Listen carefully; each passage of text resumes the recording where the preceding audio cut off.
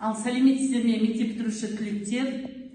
Біздің осы уақытқа дейінгі математикалық сауаттылықтан дайындалып жүрген еңбегіміздің нәтижесін ұлттық бірыңғай тестілеуде көретін уақыт жақындап қалды. Енді қазір мен сіздерге осы жерде дайындалып жүрген математикалық сауаттылық пәні бойынша мектептен тыс уақытта қосымша сабақтарда дайындалып жүрміз ғой. Сол бойынша қазір алдыларыңызға математикалық сауаттылықтан бір нұсқаны 10 есептен тұратын таратамын. Сол есептерді шығарып, және өзіміздің ұранымыз бойынша үйренгенімізді үйрете жүріп, білімімізді шыңдау мақсатында бір-бірімізге түсіндіріп талдайтын боламыз. Қазір мен сіздердің алдыларыңызға 10 тапсырмадан тұратын математикалық сауаттылықтың тест тапсырмаларын таратамын.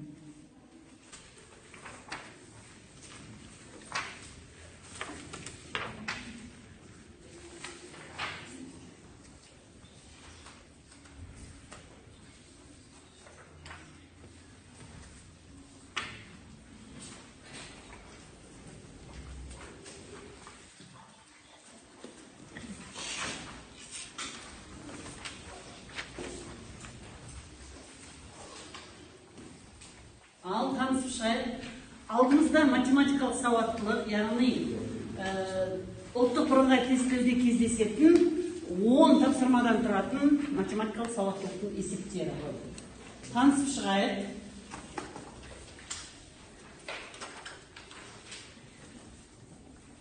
Уақыт беріледі өздеріңіздің қалағандарыңызша. Ал кеттік. Оқушылар, бірінші есеп, кітаптың беттерін нөмірлеу үшін 5363 цифр пайдаланылған. Егер кітап 3-ші беттен басталса, кітапта барлығы неше бет? Яғни цифрды бетке айналдыру формуласын білесіңдер. Кім шығып түсіндіргісі келеді? Ал олай болса, бірінші ол Динара қол көтерді ма? Динара шығып бізге түсіндіріп бере алады. Бізде бұл есепті шығару үшін мына формуланы қолданатын боламыз. N қосылған 9 қосылған 99 қосылған 999 және бөлеміз 4-ке. Бізде бұл жерде кітап 3-ші беттен басталып тұрғандықтан біз мына формуланы қолданамыз. N қосылған 11 қосу 99 қосылған 999 бөлеміз 4-ке. Енді формуланың орнына есептің белгіленгендерін қойып шығарсақ, N тең 5363 қосылған 11 қосылған 99 қосылған 999, оны біз бөлеміз 4-ке. Сонда бізде бұл жерден 1618 деген жауап шығады, және ол бізде С вариантында тұр екен. Ал екінші есепке қараймыз. 120 грамм шайдың құрамындағы сүттің концентрациясы 5%. Егер шайға тағы 30 грамм сүт қоссақ, шыққан шайдағы сүттің концентрациясы неше пайыз болады? Концентрацияға байланысты есеп. Кім түсіндіргісі келеді?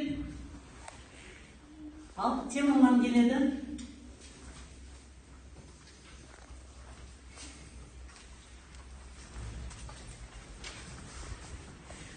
Жиырма грамм чай.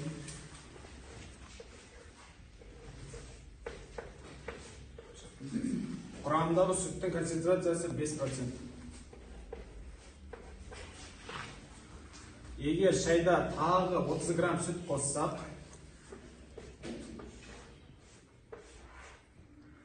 30 грамм сүт қоссақ, сүттің концентрациясы 100% болады, таза зат болғандықтан.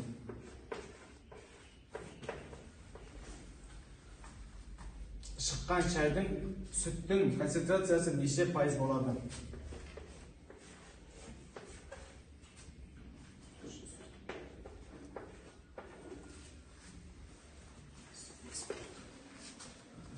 Енді теңге ұрамыз.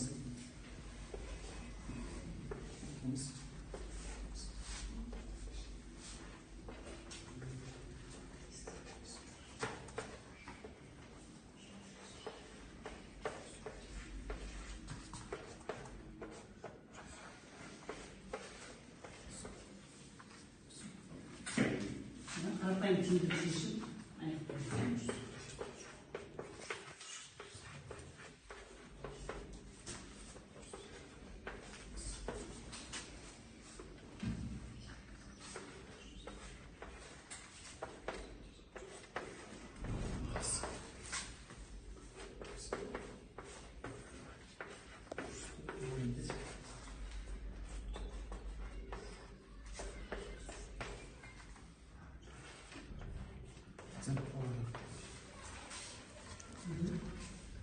Демек, біз чайдың сүттің концентрациясы неше пайыз болды? 24% болды.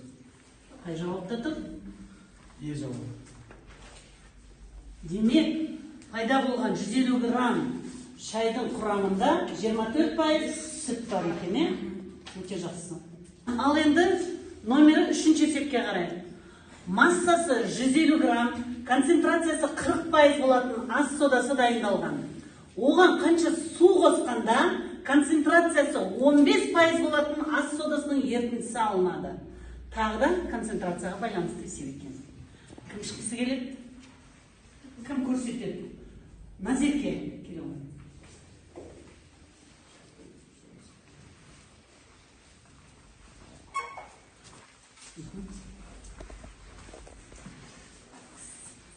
Бұл есепті есептеу өзімізге оңай болу үшін ыдыстарды сызып аламыз.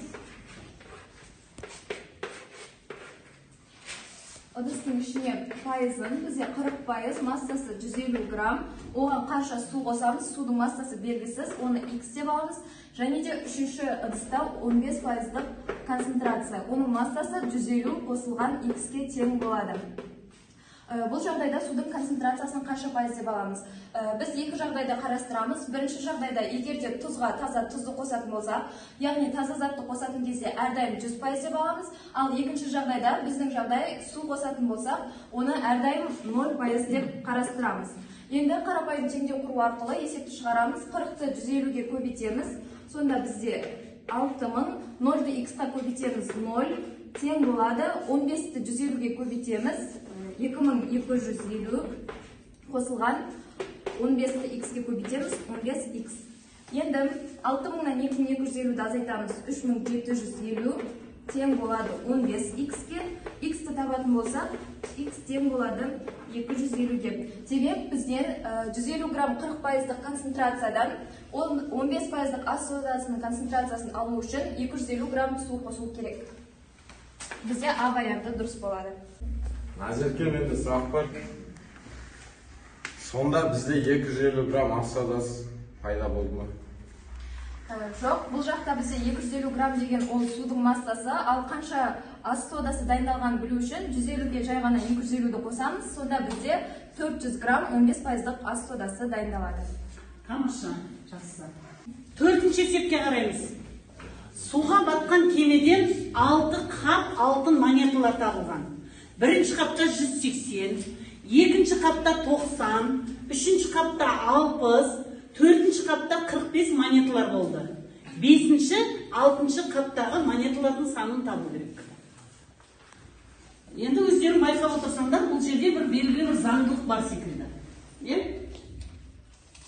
Көреміз, кім шығады, кім түсіндіргісі келеді? Ал, толғанай келді.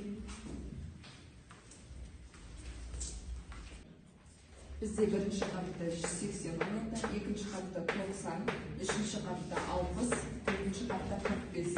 Және бізде 5-ші мен 6-шы қап белгісіз. Енді біз бұл жерде бір заңдылық бар екенін байқаймыз. Ол заңдылықты біз 180-ді 2-ге бөліп көреміз. 180. 180-ді 2-ге бөліп көреміз. 90. 180-ді 3-ге бөліп көреміз. 60. 180-ді 4-ке бөліп көреміз, 45. Солай біз 180-ді 5-ке бөлсек 36, 180-ді 6-ға бөлсек 30. Бізде 5-ші қапта 36, 6-шы қапта 30 монета бар байқаймыз. Сонда бізде бұл варианты дұрыс. Тамаша. Ал 5-ші есепке қарай қояйық.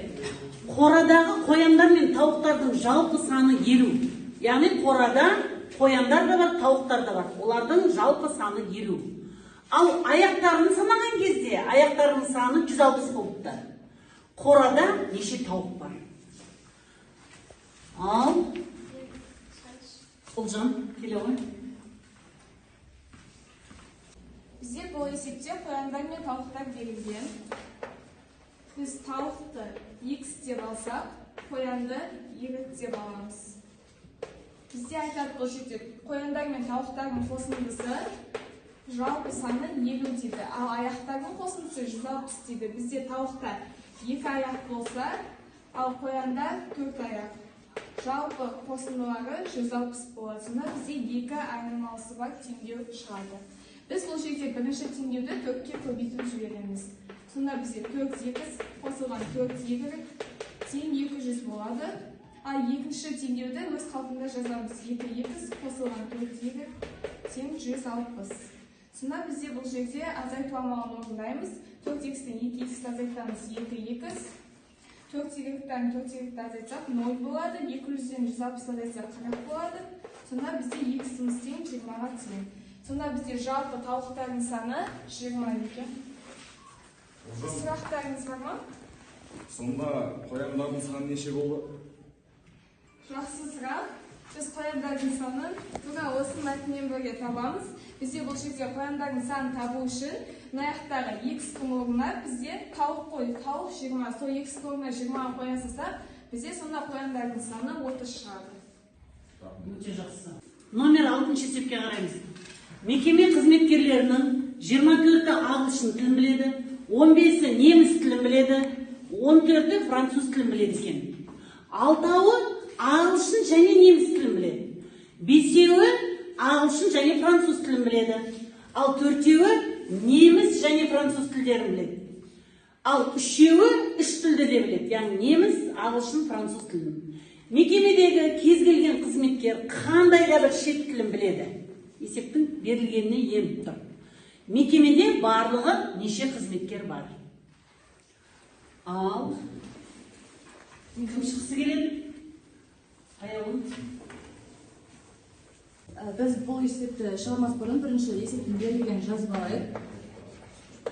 Ағылшын тілін білетін қызметкерлердің саны 24 делінген, француз тілін білетін қызметкерлердің саны 14 делінген, және неміс тілін білетін қызметкерлердің саны 15 делінген. Ағылшын және француз тілін білетін қызметкерлердің саны бізде 5-ке тең. Француз және неміс тілін білетін қызметкерлердің саны 4-ке тең. Ағылшын және неміс тілін білетін қызметкерлердің саны 6-ға тең. Енді бізде үшеуін ағылшын тілінде, неміс тілінде, француз тілінде білетін қызметкерлердің саны 3-ке тең. Бізде есептің шартында барлығы неше қызметкер екенін табыңдар делінген. Бізге бұл есепті шығару үшін Эйлер Вен диаграммасы қажет болады.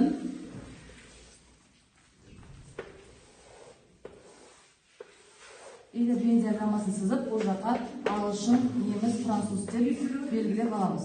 Және шеңберді толтыру барысында біз берілген шартының астынан бастап нөмірлейміз, яғни үшеуінде қиылысқан жеріне 3 деп жазып аламыз. Бізден ағылшын және неміс тілін білетін қызметкерлердің саны 6 болғандықтан, бұның 3-і уже осы жақта белгіленген, және қалған яшыққа 3-ті белгілейміз. Француз және неміс тілін білетін қызметкерлердің саны 1-ге тең. Ал ағылшын және француз тілін білетін қызметкерлердің саны 2-ге тең. Енді бізге тек қана ағылшын тілін білетін қызметкерлердің санын табу үшін осы жерде, осы шеңбердің ішінде берілген сандарды қосып 24-тен азайтамыз. Сол кезде бұл жерде бізде 6 шығады. Дәл солай неміс тілінде, француз тілінде тауып аламыз. Енді бізге барлығы неше қызметкер екенін табу үшін осы шеңбердің ішіндегі барлық сандарды қосып шығамыз.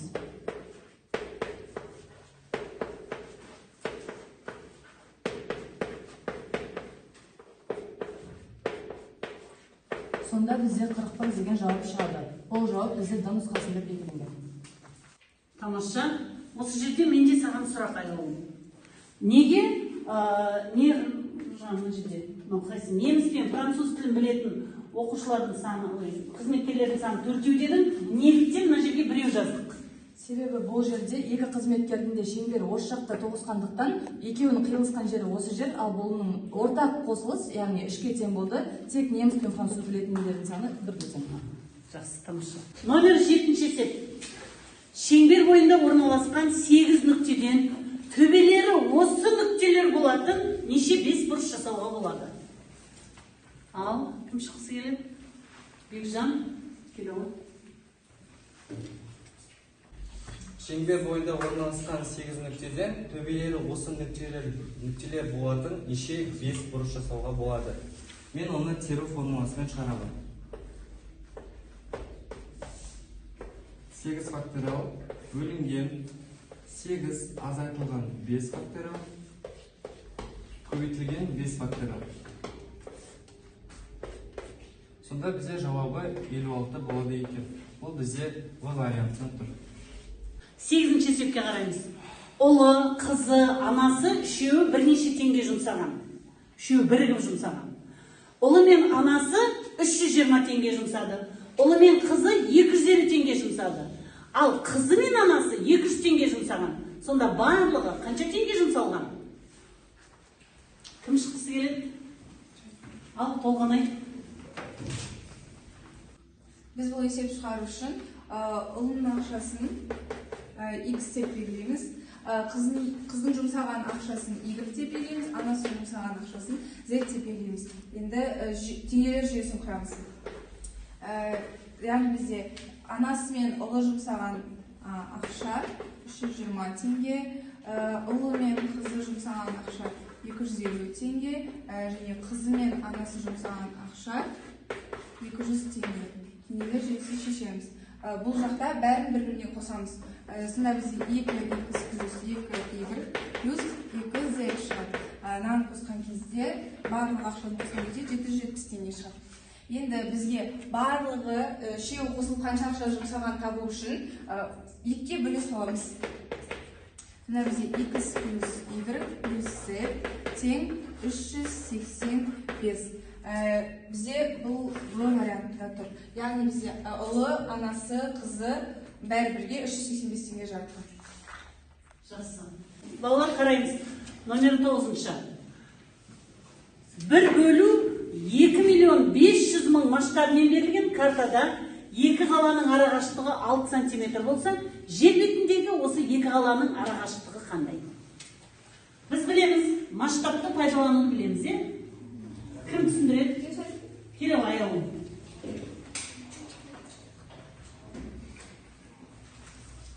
Бұл жерде біз алдымен масштабтың формуласын пайдаланып, пропорция құрғаламыз. Бізде масштабтың формуласы картадағы ұзындықпен өмірдегі ұзындықтың қатынасына тең.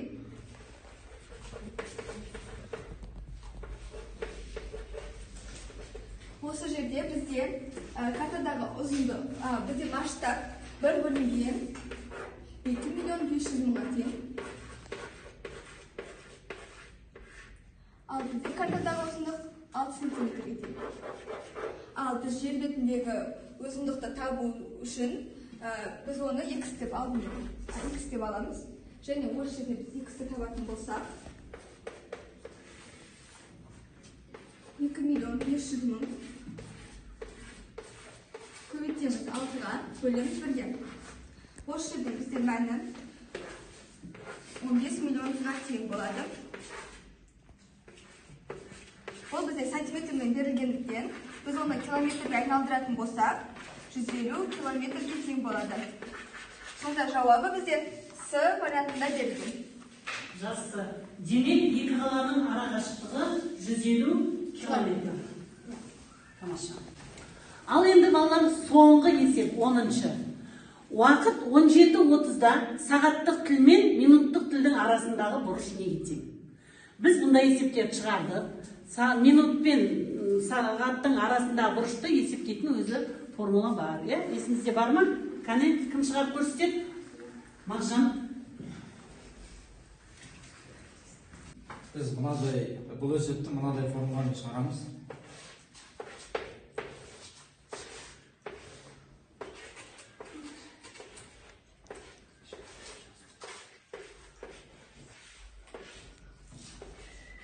Модуль ішінде 60S азайтылған 11. Мұндағы S 17:30 дегенде біз 5:30 деп аламыз. Уақыт белгілеуіне байланысты.